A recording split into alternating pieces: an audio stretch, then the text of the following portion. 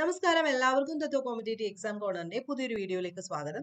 ഇന്ന് നമ്മൾ ഡിസ്കസ് ചെയ്യാൻ പോകുന്നത് ഹ്യൂമനിസ്റ്റിക് സൈക്കോളജിയെ പറ്റിയിട്ടാണ്. എന്താണ് ഹ്യൂമനിസ്റ്റിക് സൈക്കോളജി? പ്രധാനപ്പെട്ട തിയറീസ് നമുക്ക് രണ്ടെണ്ണം പഠിക്കാനുണ്ട്. അപ്പൊ പ്രധാനപ്പെട്ട ഹ്യൂമനിസ്റ്റുകൾ ആരാണെന്നൊക്കെ നിങ്ങളോട് ചോദിക്കാം. താഴെ തന്നിരിക്കുന്നതിനകത്ത് ഹ്യൂമനിസ്റ്റുകൾ അല്ലാത്തത് ആരാണ്, അല്ലെങ്കിൽ ബിഹേവിയറിസ്റ്റുകൾ ആരൊക്കെയാണ്, ഇങ്ങനെയൊക്കെ ചോദ്യങ്ങൾ വരാൻ സാധ്യതയുണ്ട്. അതുപോലെ തന്നെ ചോദിക്കുന്ന മറ്റൊരു സെക്ഷൻ എന്ന് പറയുന്നത് ഈ ഒരു ഇപ്പൊ തന്നെ ഇതിനകത്ത് നമ്മൾ പഠിക്കാൻ പോകുന്ന എബ്രഹാം മാസ്ലോയുടെ need of hierarchy of needs എന്ന് പറയുന്ന ഒരു സെക്ഷൻ ഉണ്ട്.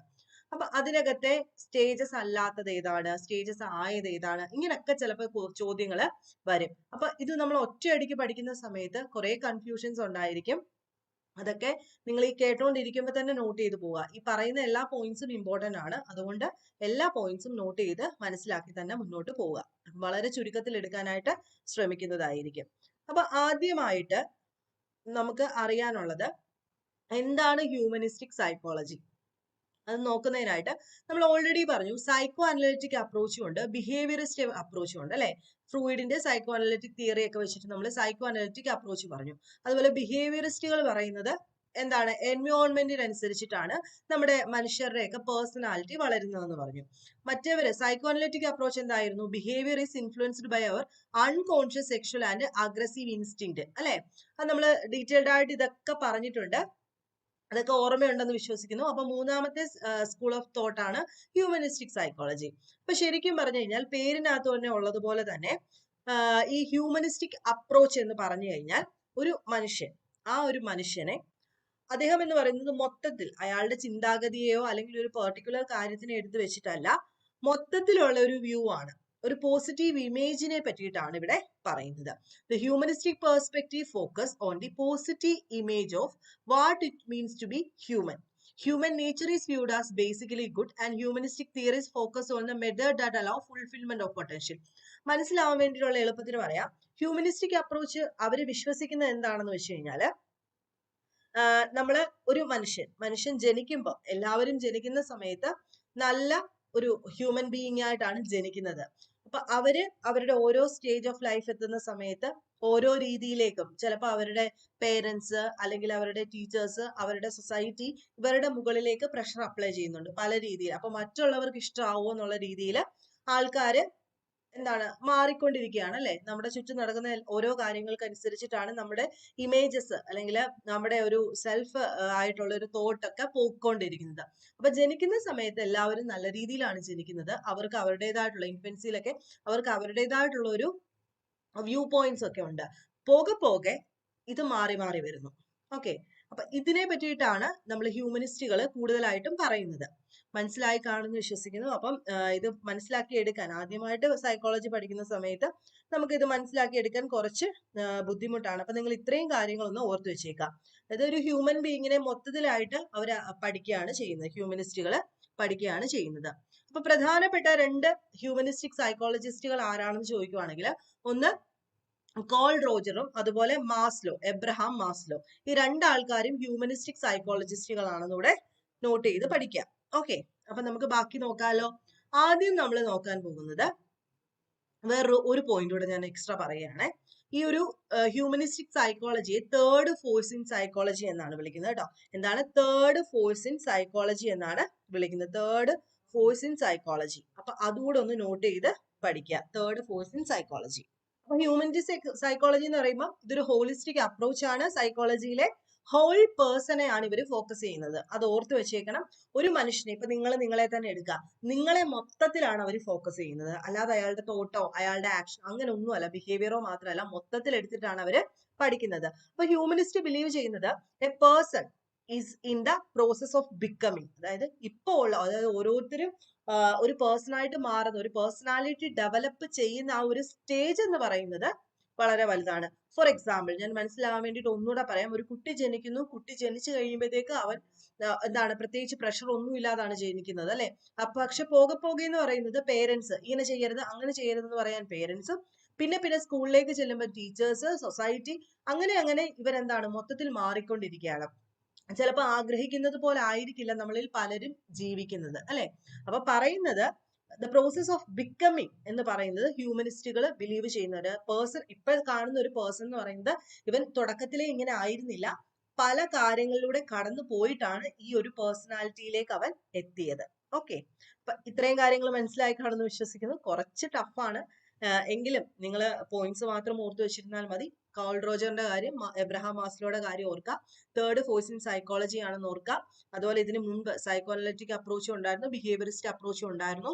അതുപോലെ ഒരു കാര്യം കൂടെ ഓർക്കാം, വേറൊരു പേര് സോഫ്റ്റ് സൈക്കോളജി എന്നൂടെ ഓർത്ത് വെച്ചേക്കുക. ഓക്കെ, മനസ്സിലാവുന്ന രീതിയിൽ പറയുന്നതുകൊണ്ടാണ് ഇത്രയും ഡീറ്റെയിൽഡ് ആയിട്ടൊന്നും ഞാൻ പറയാത്തത്. നിങ്ങൾക്ക് ചോദിക്കുന്ന പോയിന്റ്സ് മാത്രം മതിയല്ലോ. ഇനി ആദ്യം നമ്മൾ നോക്കാൻ പോകുന്നത് മാസ്ലോയുടെ ഹയറാർക്കി ഓഫ് നീഡ്സ് ആണ്. Maslow's hierarchy of needs. അപ്പൊ ഇതെന്താണെന്ന് പറഞ്ഞു? ഹ്യൂമനിസ്റ്റിക് അപ്രോച്ച് ആണ് മാസ്ലോയുടെ ഹയറാർക്കി ഓഫ് നീഡ്സ്. ഞാൻ എളുപ്പത്തിൽ കാര്യം പറയാം, BEd ഒക്കെ പഠിച്ചവർക്ക് ഇത് അറിയായിരിക്കും. Abraham Maslow propose that an individual is motivated by a hierarchy of needs. അപ്പം ഹ്യൂമനിസ്റ്റുകളുടെ ഞാനൊരു എക്സാമ്പിളിലൂടെ പറഞ്ഞു കഴിയുമ്പോഴത്തേക്ക് നിങ്ങൾക്ക് കുറച്ചുകൂടെ മനസ്സിലാവും. ഹ്യൂമനിസ്റ്റിക് അപ്രോച്ചിനകത്ത് ഈ ഹ്യൂമനിസ്റ്റ് സൈക്കോളജിസ്റ്റുകൾ വിശ്വസിക്കുന്നത് എന്താണെന്ന് വെച്ച് കഴിഞ്ഞാൽ, ഓരോ സമയത്തും നമുക്കിപ്പം ഓരോ ആവശ്യങ്ങളുണ്ട് അല്ലെ, ആ ആവശ്യങ്ങൾക്കനുസരിച്ചിട്ട് നമ്മൾ ഓരോ സ്റ്റേജുകൾ കവർ ചെയ്തിട്ട് മനുഷ്യൻ എപ്പോഴും ആഗ്രഹിക്കുന്നത് ഒരു സെൽഫ് ആക്ച്വലൈസേഷൻ എന്ന് പറയുന്ന സ്റ്റേജ് ആണ്. അതായത് ഒരു ആത്മസാക്ഷാത്കാരം എന്നൊക്കെ പറയുന്ന സ്റ്റേജ്. അതായത് എനിക്കിനി ഒന്നും വേണ്ട, എനിക്കെല്ലാം തികഞ്ഞു അല്ലെ, അങ്ങനെ ഒരു സ്റ്റേജ് ആണ് മനുഷ്യർ ആഗ്രഹിക്കുന്നത്. അപ്പൊ ആ ഒരു ആഗ്രഹത്തിലേക്ക് പോകുന്നതിന് മനുഷ്യർക്ക് പല പല സ്റ്റേജുകളുണ്ട്. ഇതാണ് ഹ്യൂമനിസ്റ്റുകൾ പറഞ്ഞത്. അതാണ് ഞാൻ ആദ്യമേ പറഞ്ഞു, ഹ്യൂമനിസ്റ്റ് എന്ന് പറയുന്നത് അതായത് ഓരോ പേഴ്സണാലിറ്റിയും ഒറ്റയടിക്ക് ആ ഒരു പേഴ്സണായിട്ട് മാറിയതല്ല. ഓരോ സ്റ്റേജിലൂടെയും കടന്നു പോകുമ്പോൾ അവർക്ക് ഒബ്സ്റ്റക്കിൾസ് ഉണ്ടാവാറുണ്ട് അല്ലെ, പലതരത്തിലുള്ള അവരെ ബാധിക്കുന്ന പല കാര്യങ്ങൾ ഉണ്ടാവാറുണ്ട്. അതിനനുസരിച്ച് ആൾക്കാർ മാറി മാറി മാറിയാണ് നിലവിലുള്ള ഒരു പേഴ്സണാലിറ്റിയിലേക്ക് അവർ എത്തുന്നത്. അപ്പം എബ്രഹാം മാസ്ലോ പറയുന്നത് ഇൻഡിവിജ്വൽസിന് ഹയറാർക്കി ഓഫ് നീഡ്സ് ഉണ്ട് അല്ലെ. നമ്മൾ പറയാറില്ലേ, കിടക്കാൻ ഒരു മുറിയും വൃത്തിയുള്ള ഒരു ബാത്റൂമും അല്ലെങ്കിൽ കുറച്ച് വെള്ളവും ഭക്ഷണവും ഒക്കെ ഉണ്ടെങ്കിൽ തന്നെ നമ്മൾ മനുഷ്യർ ഹാപ്പിയാണ്, അങ്ങനെ പറയില്ലേ. അപ്പൊ അതിന്റെ ബേസിസിൽ ഹയറാർക്കി ഓഫ് നീഡ്സ് ഉണ്ടെന്നാണ് എബ്രഹാം മാസ്ലോ പറയുന്നത്. അതായത് ഒരു മനുഷ്യന് അവരുടെ നീഡുകൾ, അവരുടെ ആവശ്യങ്ങൾക്ക് ഒരു ഹയറാർക്കി അദ്ദേഹം സെറ്റ് ചെയ്തു. Basic need must be met before higher ones can be satisfied. Basic ആയിട്ടുള്ള കാര്യങ്ങൾ നമ്മൾ സാധിച്ചു കഴിഞ്ഞു കഴിഞ്ഞാൽ നമുക്ക് അടുത്ത ലെവലിലേക്ക് പോകണമെന്ന് തോന്നും അല്ലെ. അതായത് അദ്ദേഹം ഒരു പിരമിഡ് രൂപത്തിലാണ് പറഞ്ഞത് കേട്ടോ. പിരമിഡിന്റെ രൂപത്തിൽ നിങ്ങൾക്ക് എബ്രഹാം മാസ്ലോയോട് തപ്പി നോക്കിയാൽ കിട്ടും. എബ്രഹാം മാസ്ലോ ഒരു പിരമിഡ് വരച്ചു. പിരമിഡ് വരച്ചിട്ട് അതിനെ 5 സ്റ്റേജുകളായിട്ട് ഡിവൈഡ് ചെയ്തെടുത്തു. 1 2 3 4 5 5 സ്റ്റേജുകളായിട്ട് ഡിവൈഡ് ചെയ്തെടുത്തു. ഏറ്റവും താഴെ അദ്ദേഹം പറഞ്ഞു ഫിസിയോളജിക്കൽ നീഡ്സ് ആണ് ഏറ്റവും താഴെ. ഏറ്റവും താഴെ എന്താണ്? ഫിസിയോളജിക്കൽ നീഡ്സ് എന്ന് പറഞ്ഞു കഴിഞ്ഞാൽ ഹങ്കർ ആൻഡ് തേഴ്സ്റ്റ്, വിശപ്പ്, ദാഹം. അതാണ് ഏറ്റവും അദ്ദേഹം താഴെ തട്ടിൽ കൊണ്ടുവന്നത്. ഒരു മനുഷ്യന്റെ ഏറ്റവും ബേസിക് ആയിട്ടുള്ള നീഡ് എന്ന് പറയുന്നത് അവന്റെ വിശപ്പ് മാറണം, അവന് ദാഹം മാറണം. അതാണ് അദ്ദേഹത്തിന്റെ ബേസിക് നീഡായിട്ട് കൊണ്ടുവന്ന physiological need, that is satisfaction of hunger and thirst. അത് കിട്ടിയ ഒരാള് അടുത്തത് എന്തായിരിക്കും ആഗ്രഹിക്കുന്നത്? കഴിക്കാൻ ഫുഡുണ്ട്, വെള്ളമുണ്ട്. അടുത്തത് എന്ത് വേണം? സേഫ്റ്റി വേണം അല്ലെ, അഥവാ സെക്യൂരിറ്റി. അതാണ് സെക്കൻഡ് സ്റ്റേജ്. അതായത് ഒരു വീട്, ഷെൽട്ടർ എന്ന് വേണമെങ്കിൽ ചോദിക്കാം കേട്ടോ. ശരിക്കും ഇത് ഷെൽട്ടർ എന്നാണ് നമ്മൾ പഠിക്കുന്നത്. ഇവിടെ സേഫ്റ്റി എന്ന് കൊടുത്തിരിക്കുന്നെങ്കിൽ സെക്കൻഡ് വൺ ഷെൽട്ടർ ആണ്. ഒരു വീട് വേണം, അടച്ചുറപ്പുള്ള ഒരു വീട് വേണം. മീൻസ് എന്താണ്? സെക്യൂരിറ്റി വേണം. അയാൾക്ക് സെക്യൂർ ആയിട്ട് ജീവിക്കാൻ പറ്റണം. അതാണ് സെക്കൻഡ് നീഡ്. അടുത്തത് ഇപ്പം കഴിക്കാൻ ആഹാരമുണ്ട്, പിന്നെ ഒരു വീടായി. അടുത്തത് ബിലോങ്ങിങ്നെസ് ആൻഡ് ലവ് ആണ്.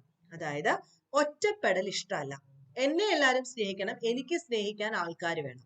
അതാണ് ബിലോങ്ങിങ്നെസ് ആൻഡ് ലവ് എന്ന് പറയുന്നത്. ഇതെല്ലാം ഇങ്ങനെ തന്നെ ചോദിക്കും കേട്ടോ, ഇതൊന്നും വേണ്ടാത്തതല്ല. Belongingness and love. ഇപ്പൊ ചിലപ്പോൾ ചോദിക്കുന്നത് എബ്രഹാം മാസ്ലോയുടെ ഹയറാർക്കി ഓഫ് നീഡ്സിനകത്ത് 3ാമത്തെ സ്റ്റേജ് ഏതാണ്, ഇങ്ങനൊക്കെ ചോദിക്കാം. അപ്പൊ ആദ്യം ഫിസിയോളജിക്കൽ, നിങ്ങൾ തന്നെ ആലോചിക്കുക, കുടിക്കാൻ വെള്ളം, കഴിക്കാൻ ആഹാരം. 2 അത് കിട്ടിക്കഴിയുമ്പോൾ മനുഷ്യൻ പറയും സേഫ്റ്റി വേണം, അല്ലെങ്കിൽ ഷെൽട്ടർ വേണം, താമസിക്കാൻ വീട്, സെക്യൂരിറ്റി വേണം. അത് വീടായി കഴിയുമ്പോൾ നമ്മൾ പറയും എനിക്ക് സ്നേഹിക്കാൻ ആൾക്കാർ വേണം, എനിക്ക് ഒറ്റപ്പെടാൻ ഇഷ്ടമല്ലെന്ന് പറയും. അതാണ് ബിലോങ്ങിങ്നെസ് ആൻഡ് ലവ്. ഇനി അടുത്ത 4ാമത്തെ സ്റ്റേജ് ആണ് എസ്റ്റീം എന്ന് പറയുന്നത്. സെൽഫ് എസ്റ്റീം എന്ന് ഓർത്ത് വെച്ചേക്കാം കേട്ടോ. ഇവിടെ ഒരു സെൽഫ് കൂടെ കൊടുത്തേക്കാം. സെൽഫ് എസ്റ്റീം എന്ന് പറയുന്ന ഒരു സെക്ഷൻ ഉണ്ട്. That is achievement, recognition, self esteem. ഇവിടെ എസ്റ്റീം എന്ന് പറയാം, എല്ലാം തികഞ്ഞു, അപ്പൊ എനിക്ക് അച്ചീവ് ചെയ്യണം, എന്നെ സമൂഹം എന്താണ് അംഗീകരിക്കണം അല്ലെ, തിരിച്ചറിയണം എന്നുള്ള ഒരു തോന്നല്. അതുപോലെ എനിക്ക് സെൽഫ് എസ്റ്റീം വേണം അല്ലെ, അതായിരിക്കും അടുത്ത തോന്നൽ. അത് 4th സ്റ്റേജ് ആണ്. ഏറ്റവും അവസാനം മനുഷ്യനുണ്ടാവുന്നതാണ് realisation of one's full potential, self actualisation, ആത്മസാക്ഷാത്കാരത്തിലേക്ക് എത്തുകയാണ് അല്ലെ. ആത്മസാക്ഷാത്കാരം എന്ന് പറയുന്നത് എല്ലാവർക്കും കിട്ടുന്ന ഒന്നാണോ? അല്ല. നമ്മൾ പറയത്തില്ലേ ഈ സന്യാസിമാർക്കൊക്കെ ആത്മസാക്ഷാത്കാരം കിട്ടിയതാണെന്ന്, ഞാൻ എന്താണ്, എന്റെ പൊട്ടൻഷ്യൽ എന്താണ് എന്നൊക്കെ തിരിച്ചറിയാൻ പറ്റുന്ന, മനസ്സിനെ കൺട്രോൾ ചെയ്യാൻ പറ്റുന്ന ആ ഒരു രീതി, അതാണ് ഈ സെൽഫ് ആക്ച്വലൈസേഷൻ എന്ന് പറയുന്നത്. അപ്പൊ എബ്രഹാം മാസ്ലോയുടെ ഹയറാർക്കി ഓഫ് നീഡ്സിന് 5 സ്റ്റേജ് ആണുള്ളത്. 5 സ്റ്റേജിനകത്ത് ഏറ്റവും ആദ്യത്തെ സ്റ്റേജ് നമ്മൾ പിരമിഡിന്റെ രൂപമാണ് കേട്ടോ. പിരമിഡിന്റെ രൂപം വരയ്ക്കുക. ഏറ്റവും താഴെ ഫിസിയോളജിക്കൽ നീഡ്, വിശപ്പും ദാഹവും. രണ്ടാമത്തെ ഷെൽട്ടർ, താമസിക്കാൻ വീട്, സെക്യൂരിറ്റി. മൂന്നാമത്തെ ബിലോങ്ങിങ്നെസ് ആൻഡ് ലവ്, സ്നേഹിക്കാൻ ആൾക്കാര്, അതുപോലെ ഒറ്റപ്പെടലില്ല.